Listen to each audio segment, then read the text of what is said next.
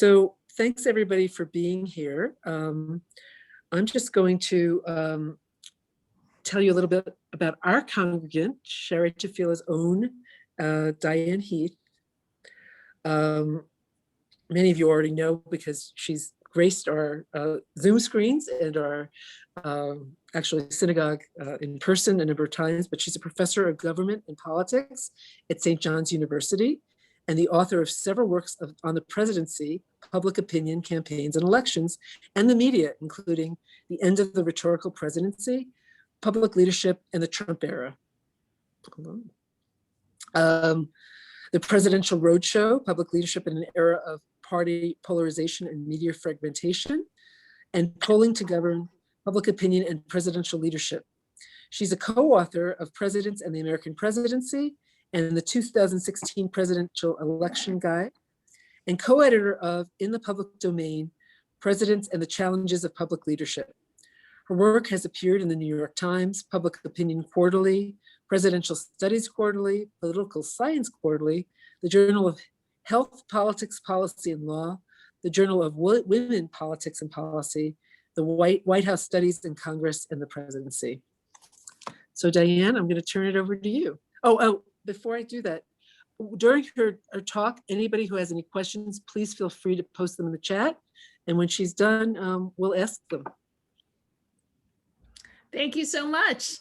Thank you so much for that wonderful introduction. And I'm so happy to be here with all of you again tonight. And I have to give you guys credit for being actually willing to continue to listen to politics, because we've had a lot of it lately. And I can understand for those of you who don't do it for a living, you might want to step back a little and take a break. And so I appreciate you for being here and taking some opportunity to listen to my take on what's going on and how we think about the presidency.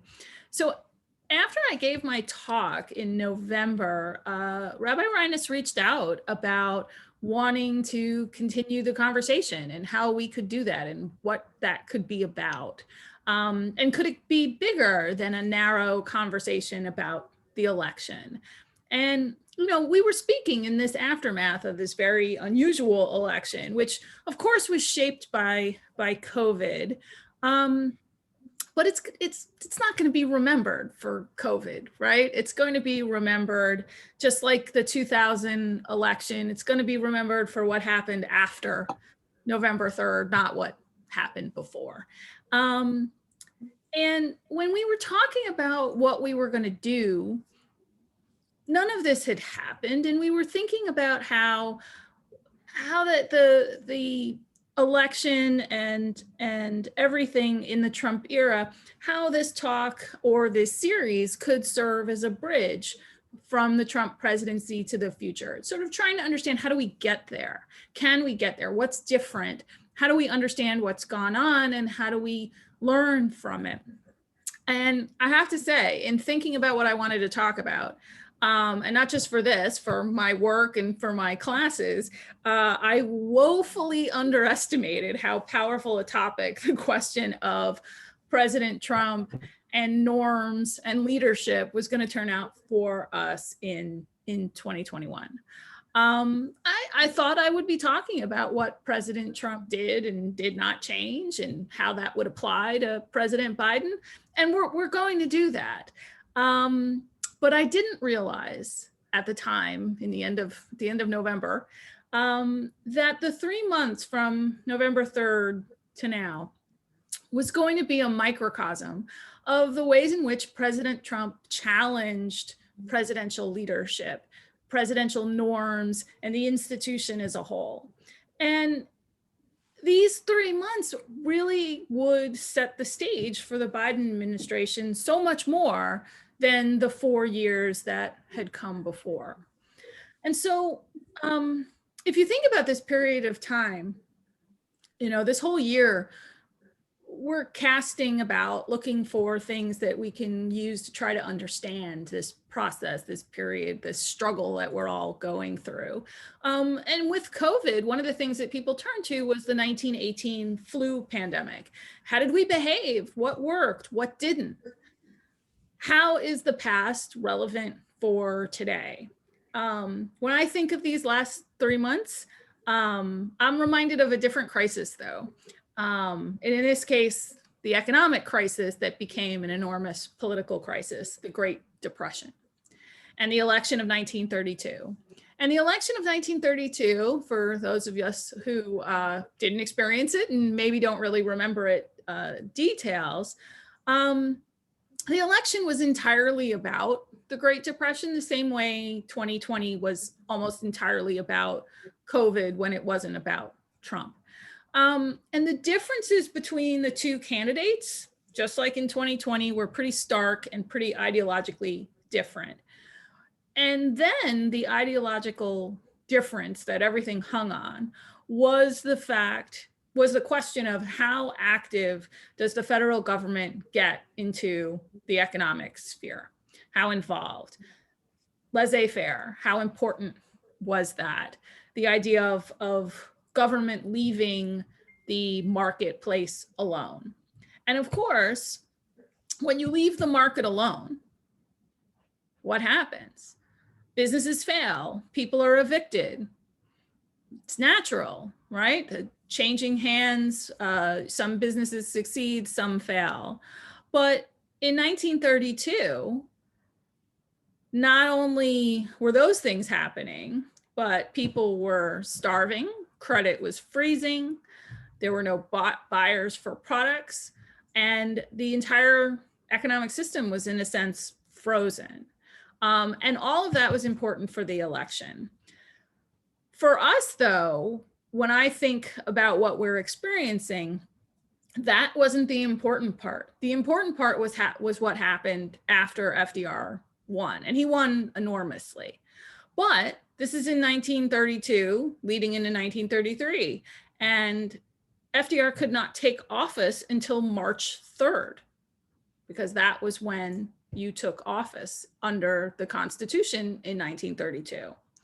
And so that extended time with an ousted president who was marking time till the end of his term coincides with the worst period of time in the Great Depression. It was winter, people were starving, people were freezing, they were suffering.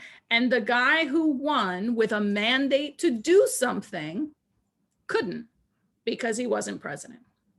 And it benefited him. You know, he was up there in Hyde Park with his brain trust, and they came up with the New Deal and they had time to do it, but the country was suffering. And of course, we get amendment number 20, which changed the date to January 20th. They proposed this March 2nd, 1932 in Congress, even before FDR gets there. And it was ratified and a part of the Constitution, January 23rd, 1933. So we recognized in 1933 that you could not leave a country hanging, waiting for a new president that long. And so we shortened the time. But even with the time between the election and the start of the new term shortened, this is still a very fragile, important period. And so much of what happens in that period is based on something we don't pay any attention to. And that is the norms of doing what you're supposed to do. And the acceptance of these norms about our system of government and democracy. When I speak about norms, what am I talking about? Well, if you start with the word itself, what do you mean by a norm? Well, it comes from the word normal, meaning routine, usual, or regular. Presidential norms have two sides. There's that norm of routine, meaning the behavior, the action, the activity. What do they usually do? And then they also have the norms of expectation. What do we want them to do? What do we think they're going to do? What do we think they should do? I'm going to come back to this. And of course, that's what I thought I was going to be talking about today when we were talking about it back in November. But instead, I want to take a moment and start with bigger norms. And these are not just norms from the presidency, but norms for our democracy. And starting with the biggest one, the peaceful transition of power. Herbert Hoover, back in 1932, was he helping FDR? Not really. Wasn't in his way, though, either. A peaceful transition of power is something that is critical for a democracy. You don't have democracy without it. Specifically, and a bit ironically, democracy actually depends on the behavior of the loser. Just like the lineup of soccer players shaking hands at the end of a game or hockey players tapping their sticks, democracy requires good sports. You have to have fair play, and you have to have a belief in the rules. What does fair play and belief in the system look like? I want to show you a little clip, and let's try the share. So let's make sure that this works. Okay. All right, can we see? We're good? Okay. All right, so now we'll try the second thing, which I'm going to see. Sometimes PowerPoint doesn't like when I do this when I'm on Zoom. So hopefully this will work. If not, I'll read it to you. But what I want to show you is Al Gore in 2000. Many of you probably remember this, but most probably haven't heard it in a really long time. I'm not going to play all of it for you, but this concession speech was probably Al Gore's finest speech ever. But it's also one of history's most consequential, and it gets overlooked all the time. Nobody really pays any attention to it. Again, because that orderly transfer of power assumes what Al Gore did. And remember, in 2000, Al Gore won the popular vote by 500,000 people, which isn't really that much. And he lost the Florida recount by 1,500 votes. And everyone who voted in that election, Republican or Democrat, or even, well, except for Ralph Nader's voters, they believed their candidate won. Al Gore waited out the process. Bush waited for his lawsuits to play out. And when the dust settled and everything was done, what did Gore do? He conceded. He told his supporters to step back, to accept it, and that the whole point of democracy is that you accept the disappointment and come back to fight another day. Let's see if this works. Oh, okay. All right, so it's just about a minute. Somebody wave to me if you can't hear it.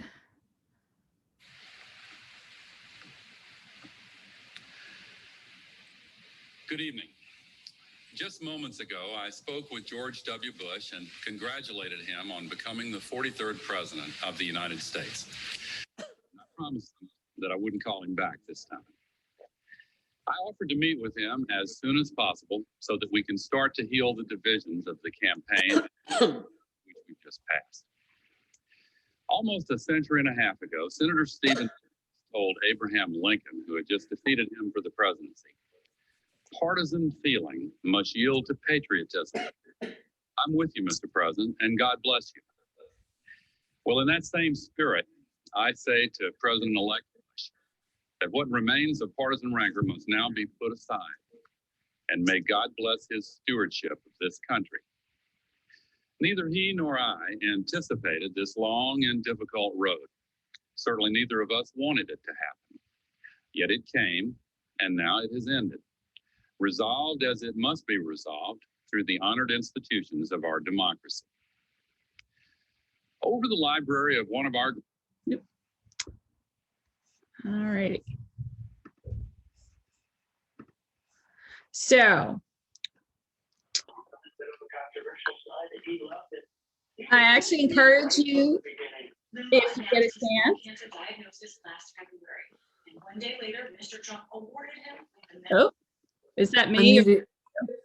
No, I just muted somebody who is not muted. Okay, no, I wasn't sure if it was the if some commercial was playing. So, okay, so I encourage you all to, if you get a chance, to listen to the rest of it, because I only gave you a little blip there. But the reason I provided it is because I wanted to contrast it with some post-election tweets from former President Trump. And just as a side note, I'm actually using this where my co-author and I are we're updating our textbook for the 3rd edition, and for my campaigns and elections chapter, I'm actually starting it with the Gore concession and this selection of these Trump tweets, because it's just so startling, this understanding of what it means in a democracy and how important it is. So I don't know, hopefully it's not too small, but I want to point out, so I had to do this in the textbook, that these things in bold are the things that are not true. And I felt in the textbook that these students are going to be reading this. I couldn't leave these things there noted that they were not true. And so it's a very, awkward thing. How do you put something in a textbook that isn't factually correct? So, so he starts with 90, there's a whole bunch after November 3rd, but this is after the Electoral College certified, or the Electoral College voted, and Biden gets 306. So he starts with 92% of Republican voters think the election was rigged. Then he says how disappointed he is in the Supreme Court because the Supreme Court refused to take up any of these cases. He says voter fraud is not a conspiracy theory. Then he starts with January 6th, see you in DC. And then,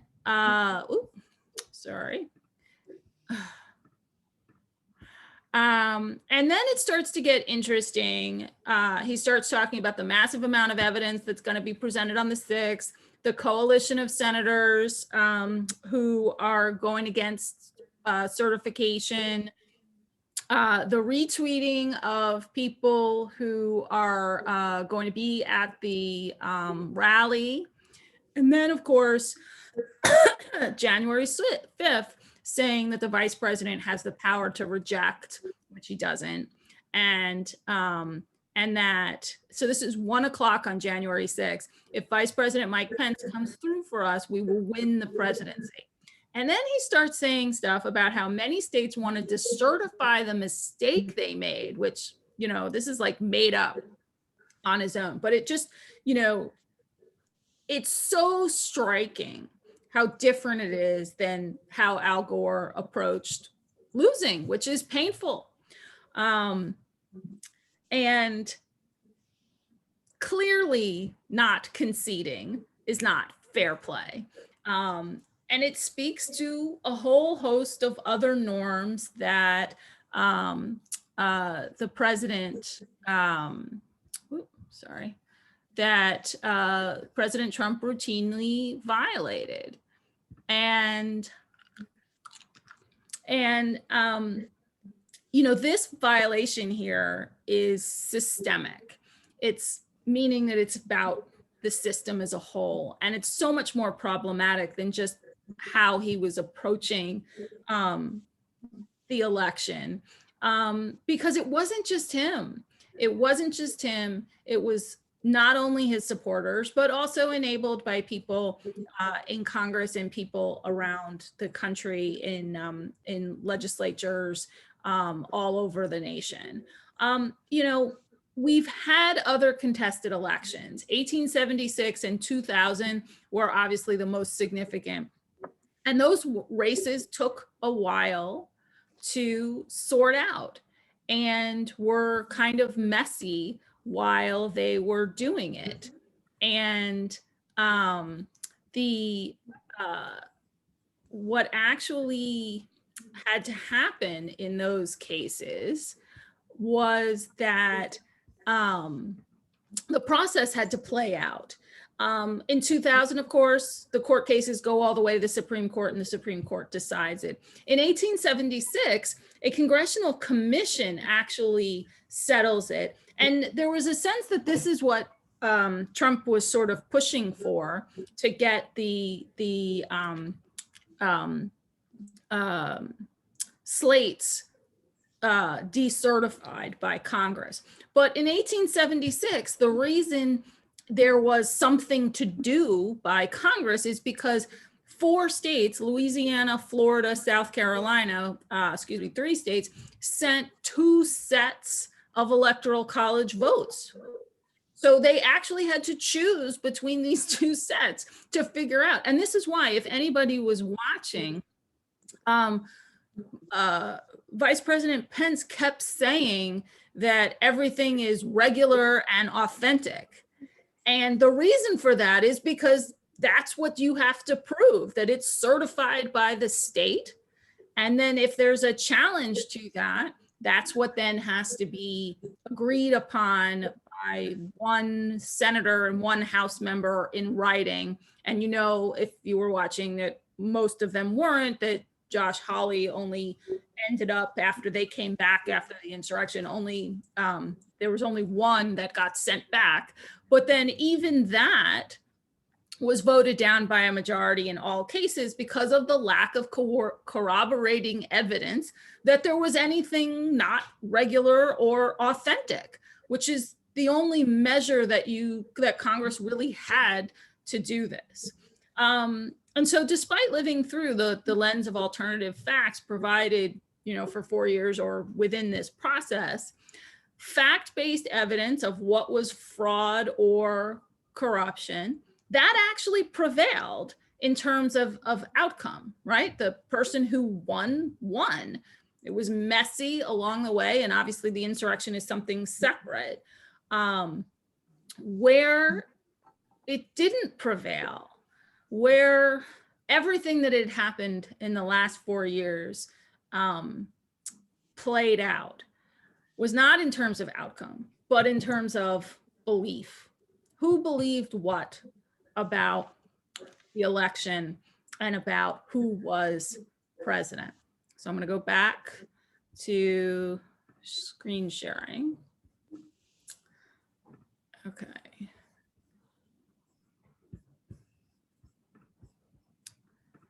So some political scientists did this really interesting study where they asked people about whether what they believed about the mail and the absentee ballots, because that's what everybody sort of hangs their hat on, when they're protesting this. And they found that over 70% of Republicans agreed with President Trump's contention that he received more votes than Joe Biden. And this remained pretty strong for a pretty long period of time. This chart is actually something different. This was actually trying to figure out the number of people who really believed that, who were most sure that there was fraud in the election. And what they compared that analysis with, or that preference on the part of people with, was something called the level of effective polarization. And that is about how much you like your own party versus how much you dislike the other party. And what they found is the people who believed that the statement about fraudulent ballots being cast, that statement is accurate, that those people were the most polarized of Republicans. And the kind of polarization they were the kind that disliked the Democratic Party even more than they liked the Republican Party. So they weren't actually very tied to their own partisanship. It was much more about the idea of the enemy. And that level, so the least you felt that way. So the more you were a Republican and were okay with the Democrats, that you didn't hate them, didn't think they were evil, didn't think they were destroying the nation, you were less likely to think there was fraud. And so the people who end up storming the Capitol, are the most polarized, but not only that, they are separated from the Republican Party, and it's very much focused on Trump. And that polarization, that particular kind of polarization, it's small, but it's significant. And that's what we have to pay attention to going forward. A lot of people want to point to that this is all Trump, but there are patterns that show other things we have to pay attention to, other problems. And if you look here, so this is data from the Pew Research Center. So this is after the riots, but before impeachment. And again, this is about what do Republicans think. And there's shifting going on. And in that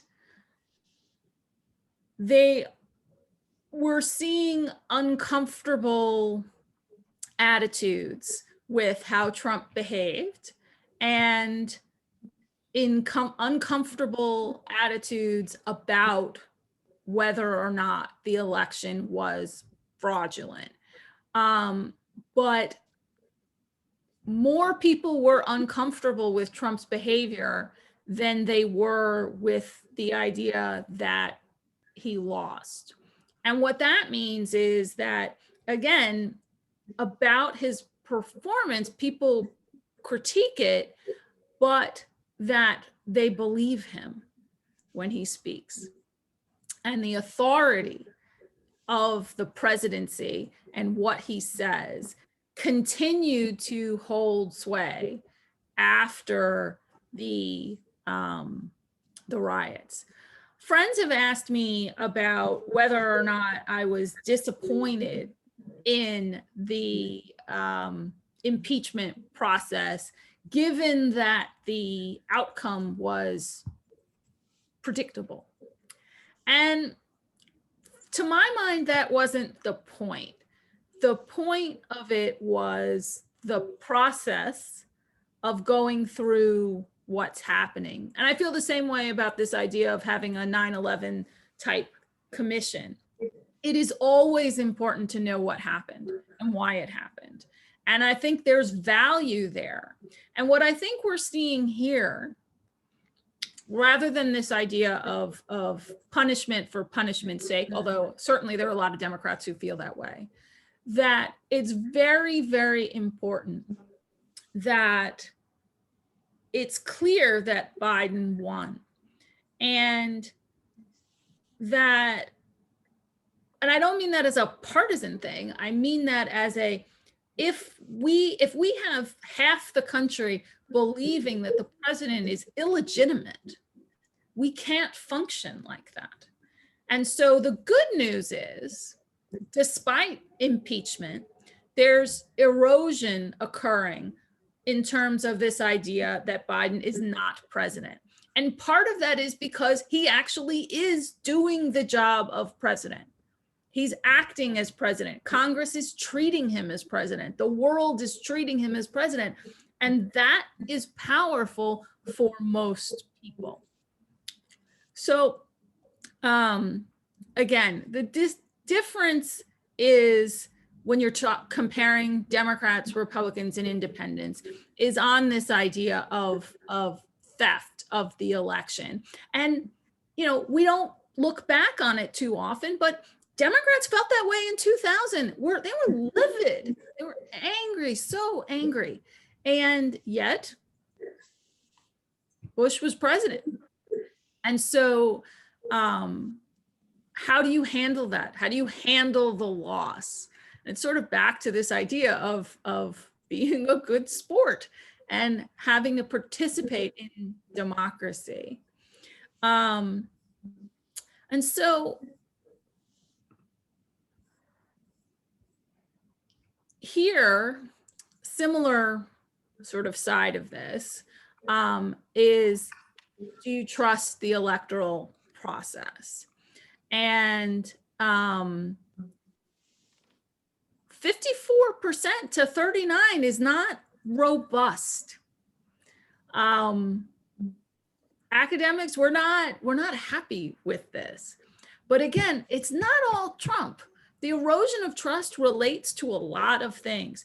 But again, what's pretty stark is the differences between the parties, that the Democrats are most trusting, independents middle of the road in terms of trusting, and Republicans are not. And that is a really wide disparity that, if we're thinking about this question of what does Biden have to deal with in the aftermath of the Trump term, it's this. This is what is so important, that is really going to matter for how this country moves forward. And, all this idea of unity, what does that mean? And, if you listen to a lot of people talking, either pundits or people on the Hill, you'd think unity means give me what I want. That's not what unity means. But the idea of what it is this, I think. It's trust, in that we all agree that our government functions for us all. So the difference here, again, from the Republicans, comes from Trump's speech, his rhetoric, his tweeting, the insistence that the election was stolen because his people believe him. And that's the power of the office. If we're going to move from these larger democratic norms to focus more specifically on the presidency, we have to think about the roles that norms serve for the institution. As I mentioned earlier, presidential norms have two sides. The norm of the routine for the individual and the institution, meaning, again, the behavior, the action, the activity, but also more compelling, potentially more weight, is the norm of expectation. What does the president do versus what do we assume the president will do? And the presidency itself has long been thought of in two ways: the president as head of state and the president as head of government. We combine those roles into one figure. But like Great Britain, the head of state function of ceremony and expectations, that's all Queen Elizabeth. The prime minister, head of government, actually passing law, carrying out and executing what government is trying to do. Some of you may remember back to the Carter administration and his approach to the presidency. And one of the minor little things about Carter that was different was his approach to this ceremonial aspect of the presidency. And, he would talk to the nation in a cardigan sweater, from a chair, as opposed to at the Resolute desk in the White House, in the Oval Office. He asked to not have Hail to the Chief played when he entered a room. And people responded really badly to this. Carter wanted to democratize the president, sort of stripping away all of these trappings of ceremony, heraldry, monarchy that separated the president from the people. But the rejection, the pushback of it was that sort of articulating this idea that while the office holder might be an ordinary American, the office is not ordinary. And the office is not the individual, and so was worthy or deserving of the ceremony. The head of government, on the other hand, is the one with the agenda, the one seeking legislation and wanting to serve the coalition they created when campaigning for office. both of these roles of the presidency have their norms and their routines. And these norms and routines create these expectations. So I'm going to talk more about that component at our next session, next part of the series. So count that as our shameless plug for episode number 2.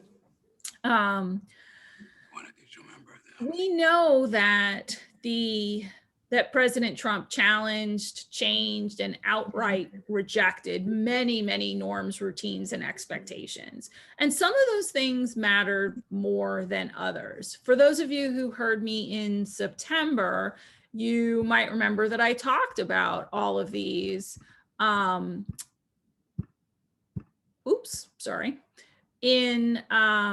When focusing on my book. And in my book, I talked about the change to the institution and the changes by the individual, specifically in the area of public leadership. And, in particular, President Trump changed the institution by shrinking its capacity and shrinking its ability to function, because he wanted to do it as an individual. And there were consequences to that, particularly the loss of vetting and control over language and mistakes and coordination, all those things that happen when you lose staff, when you don't have people working on it. And he did this because he wanted that control over that public component of the presidency, that it wasn't to be an institutional approach, that he was going to do it individually. And that showed most dramatically in terms of the rhetoric and the decisions and all the stuff that he did via his Twitter account. There were institutional changes, but again, this question of norms, the norm changes by what President Trump did. When you think back to the White House, how did the president speak to us? When there's an office full of earnest young English majors writing the president's speeches, there's no cursing, there's no lying. There are differences of style preferences, but demeaning speech, particularly towards the press or towards opponents, the use of derogatory language, all of this was just unexpected and unique. And I would argue that these are probably the easiest disruption of norms to say goodbye to, that we're just not going to see these again, because President Biden's just not going to do it, right? We already know that, we've already seen how President Biden is treating the press differently. They're fact-checking the release of information. They're vetting everything that goes out. There's coordination across the executive branch. And, the presidential speech is pretty clean and rated G, and it's always appropriate. And so that norm was easily returned to by the institution of the presidency, by the simple change of individual in office. And the belligerence of Trump's leadership style is pretty unlikely to persist.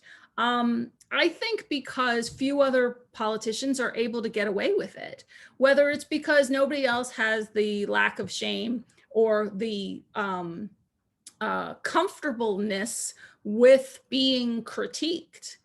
Nobody's been able to sustain it the way Trump has. Most politicians cave beforehand and apologize. Trump never apologizes. So the people who want to follow in his footsteps in the Republican Party, do they try to take on his language and his style? I think it's going to be difficult to do.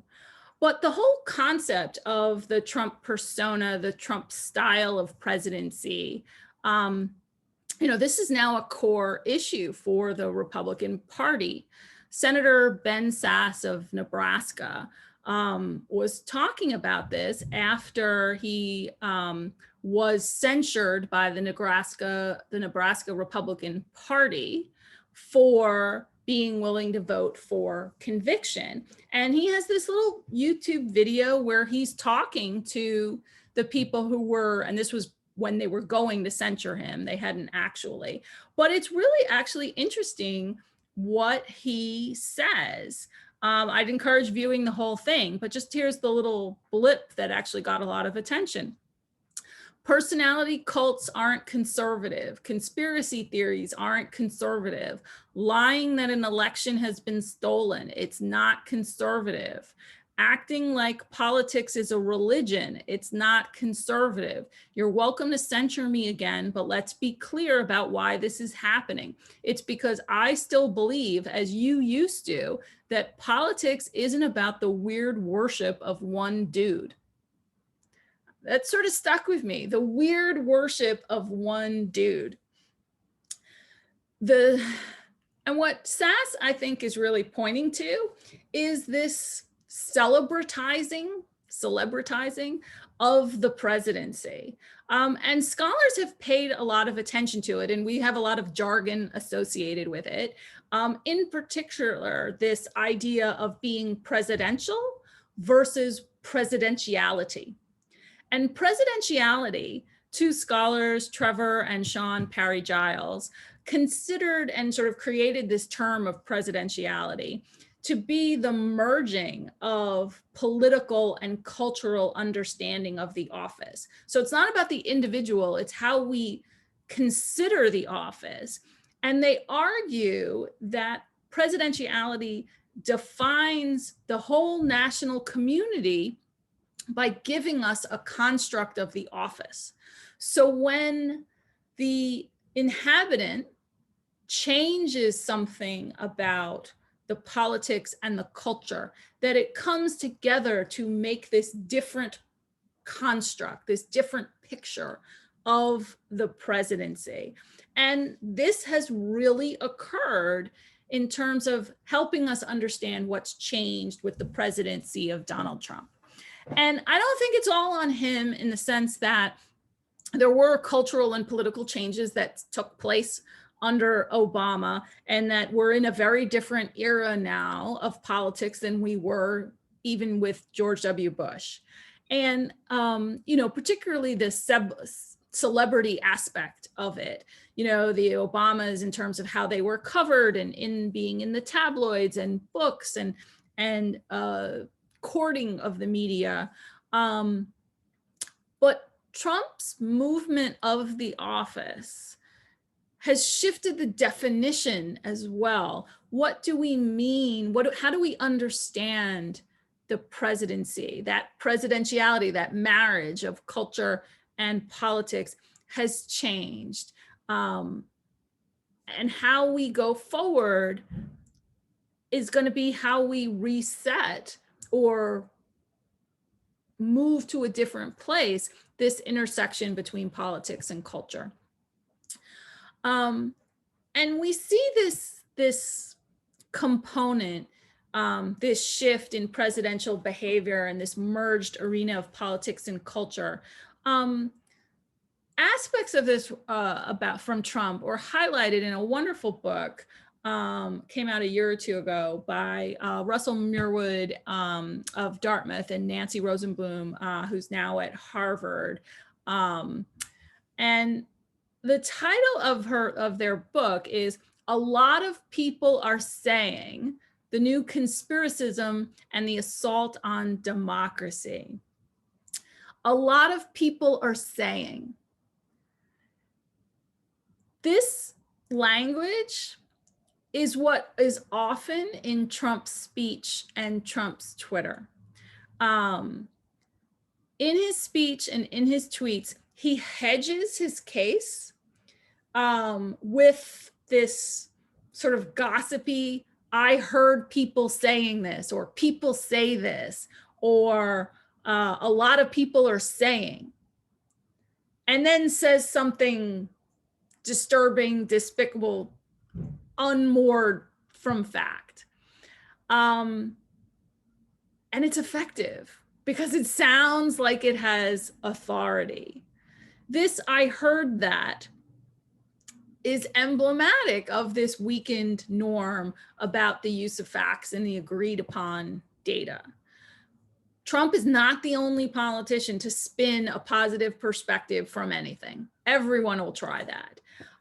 But he's the first to do so consistently and to employ unverified and unverifiable information as a source of support for whatever he wants to say. And Merward and Rosenblum focus on a particular kind of speech and approach, which turned out to be so timely and disturbingly predictive. I wanted to share this little quote with you. And it's something they call presidential scapegoating. And it says here, the power of the president as commander-in-chief, as the one singularly responsible for identifying imminent existential threats to the nation, means that when the president scapegoats, it can seem patriotic to fear and hate and act on these emotions. The president has the power to ratify scapegoating and normalize conspiracism, to render it a tool for politicians to use to attract support and sway opinion. Beyond that, presidential conspiracism becomes a rationale for degrading ordinary democratic institutions, creating what we will show is a malignant normality. It's patriotic to fear and hate and act on it. Powerful, powerful writing, but also a powerful recognition, again, of what has shifted. This ask that Trump was doing, which not overt, and I'm not a First Amendment lawyer, and if you want to ask me about my opinion about the way the House went about it, I will tell you that I did not think incitement was the way to go. I thought that they should focus, if they wanted to make a stronger case for impeachment, was to separate the two things and focus on what happened once the violence started, and that there was a stronger case for a dereliction of duty and a violation of oath than there was for incitement. But I think it is so striking what Merward and Rosenblum say about the power of the office in the hands of somebody choosing to do this, and how the merging of the particular comfort with the part of our culture that used to be sort of in the corner and we didn't really shine a light on, to have brought it into the center of our culture and our politics, changes this idea of presidentiality into something that can allow for some pretty bad stuff to happen. And and this is why so many people in the press and scholars have focused on and worried about demagoguery and our fears for democracy. This norm, to be able to highlight and draw attention, we usually use it to shine a light on problems we want to solve, or to identify, as FDR said, what we should fear and what we must not fear. But when you link it to what Sass called the weird worship of one dude, it shifts the potential and the power of the presidency. And whether that has become a new norm is dangerous for us. Again, I don't expect Biden to be doing this kind of ratifying, but it has sort of, opened a door maybe we didn't know we had, and maybe we didn't want to sort of acknowledge was there. So as usual, I have tremendous amount to say. I can keep going. I have a couple more slides and stuff that I can talk about, but I could pause here and take some questions, because I'm happy to answer them. And if people have them, I'm willing to open it up, and I can always go back to some of this if we'd rather. So I will ask what our situation is. Okay, so we have only about 5 minutes left. I have a question, but I'll open it up if anybody else does first. Michael Luffer, do you want to ask your question, or do you want me to read it? Oh, I can see it here if everyone else can too. Yeah. About whether it was easy. I think that's a really interesting question, why there wasn't more pushback. And to my mind, it sort of speaks to this balance of, are they simply so afraid of him and afraid of what could happen? Well then, when you're afraid of a bully, what do? You keep your head down. Just don't notice me. I'm going to avoid, and I'll be, well, it'll just go away. So that's one way you can look at it. The more disturbing side of this is that the view we have of the Republican Party as the party of Lincoln, the party of conservatism and fiscal responsibility and all of that, is not actually who the Republican Party is. And that, all the nodding that had happened, the wink and the nod for 40, 50 years with the Southern strategy, is just no longer a wink and a nod. It's now out there. And I don't really know which is true. It was very interesting in terms of impeachment that McConnell came out with that blistering statement of how guilty he thinks Trump is. But on a technicality, I'm not going to allow him to be impeached. It was a weird choice, right? Because it accomplishes nothing in terms of Trump, and it simultaneously shows McConnell's weakness in that he's now seemingly on the wrong side. Now, what I wonder is, if impeachment was not a public vote, would we have seen a different outcome? And if the answer to that is yes, that speaks to the fear that they're just so afraid of the outspokenness. Now, Trump doesn't have access to Twitter, and he doesn't have access to Facebook. So what are they afraid of? And this is where the thing gets really interesting. It's the donors. In that there really are two different donor classes right now. You have your sort of big money, traditional campaign, business donors.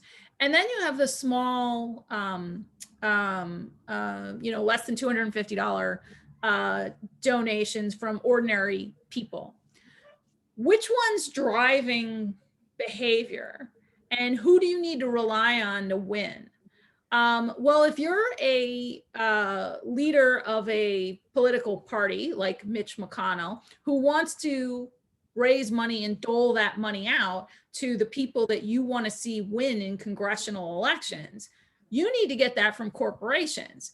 And if they're now all running scared because they don't want to be tarred with insurrection as, and lose customers, this is problematic. It's almost as if there are two different constituencies to the Republican Party.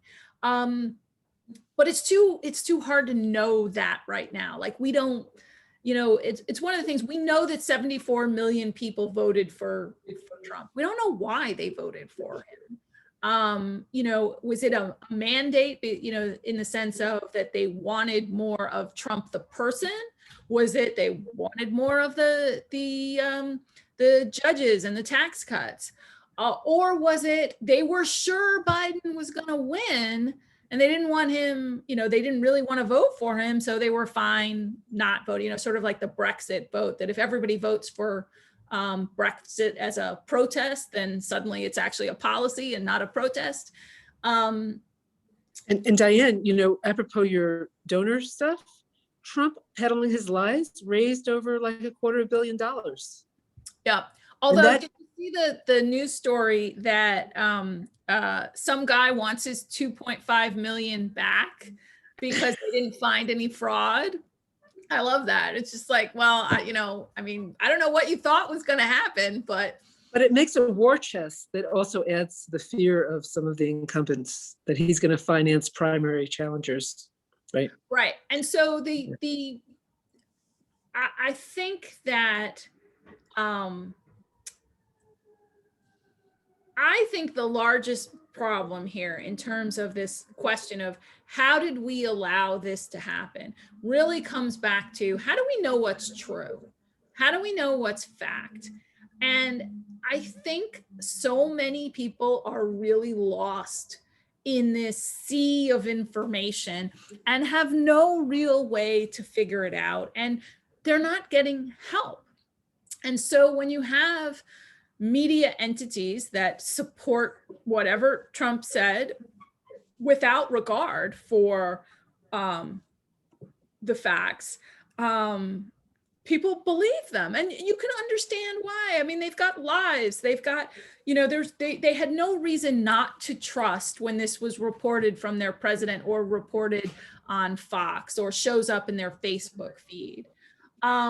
So what I actually think is potentially going to be really powerful for pushback are the lawsuits from Dominion, from that other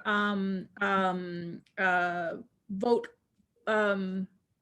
company, that if Fox News has to pay $2.5 billion because of what happened,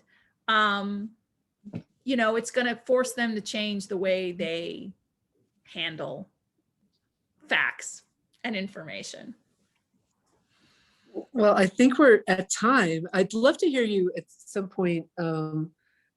I was surprised about the slide about the number of Democrats that have faith in elections, because voter suppression gives Democrats just as much reason to fear the validity of elections as the lies. So someday maybe we'll talk about that.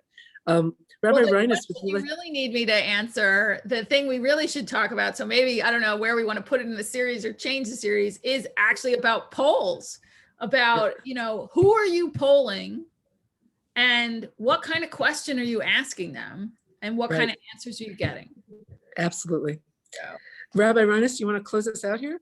Thank you. I just want to thank you so much, Diane. You always bring such, I always feel so full after I hear you, and it's just, I'm going to be so busy digesting all of this. I want to thank you so much. It's really helpful to hear this, and without all the emotion, it's just, it helps me ingest it and try to process it better. So thank you so much. Thank you everyone for being here, and we'll look forward to seeing you next time. You are welcome. And thank you all for coming. Be well. Oh, good to see your faces. Thanks, everyone. Have a good evening.